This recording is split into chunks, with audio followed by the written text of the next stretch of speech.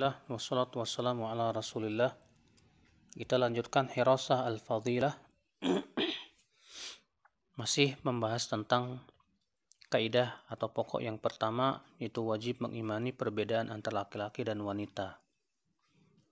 Beliau berkata, wa hadza tarfun mimma ikhtassa bihi kullu wahidin minhuma. Ini adalah beberapa perkara yang menunjukkan akan perbedaan antara laki-laki dan wanita.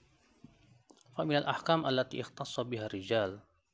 Di antara hukum-hukum yang laki-laki diistimewakan dengannya, annahum qawwamuna 'alal buyut bil hifdzi war ri'ayah wa hirasatil fadail.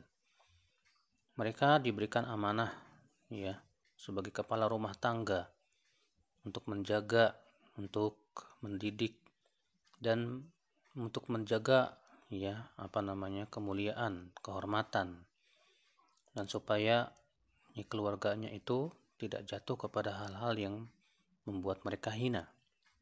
Allah berfirman dalam surat An-Nisa ayat 34, Ar-rijalu qawwamuna 'alan nisa.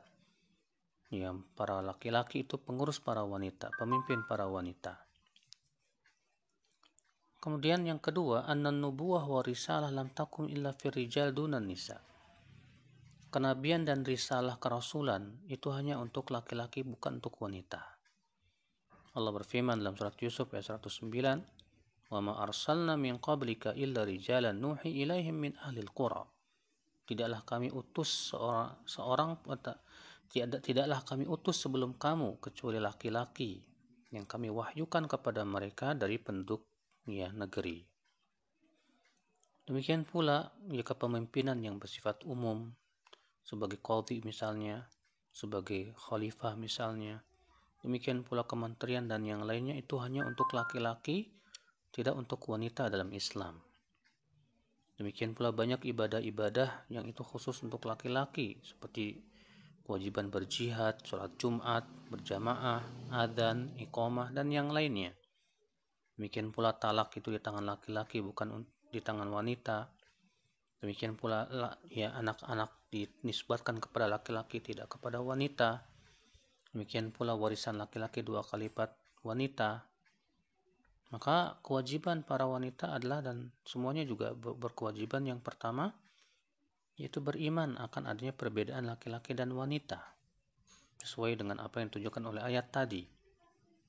Yang kedua, tidak boleh muslim atau muslimah berkeinginan seperti mendapatkan lawannya, seperti seorang wanita misalnya dia tidak rela kok laki-laki punya kelebihan begini-begini sementara wanita tidak, itu tidak diperbolehkan. Itu sama saja dia tidak ridho dengan ketentuan dari Allah Subhanahu wa taala. Oleh karena itu Allah berfirman dalam surat An-Nisa 32, wala tatamannaw ma faddalallahu bi ba'dakum 'ala ba'd.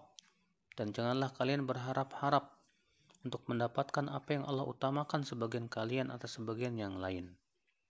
Sebab turunnya ayat ini sebagian diriwayatkan Mujahid bahwa Ummu Salamah berkata, ya Rasulullah, laki-laki berperang sementara kami tidak berperang, dan kami mendapatkan setengah warisan laki-laki. Maka Allah pun turunkan ayat tersebut agar mereka ridho. Abu Ja'far At-Tabari berkata, artinya jangan kalian mengharapkan apa yang Allah utamakan sebagian kalian atas sebagian yang lain, di mana disebutkan bahwa para wanita sahabiyat berharap untuk bisa seperti laki-laki. Maka Allah larang mereka untuk mengharapkan dengan harapan-harapan seperti itu, karena Allah sudah takdirkan adanya perbedaan antara laki-laki dan wanita.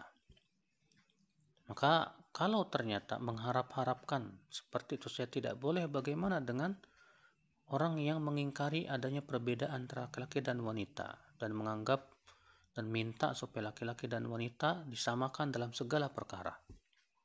Ini jelas merupakan ketidakridhaan terhadap kehendak Allah yang bersifat kauniyah, qadariyah. Ini jelas merupakan penentangan terhadap syariat Allah Subhanahu wa taala. Karena Allah menciptakan laki-laki dari sisi badannya berbeda dengan wanita. Wanita pun juga dari sisi penciptaannya juga berbeda dengan laki-laki. Masing-masing punya kelebihan dan keutamaan yang tidak dimiliki yang lainnya. Allahu a'lam.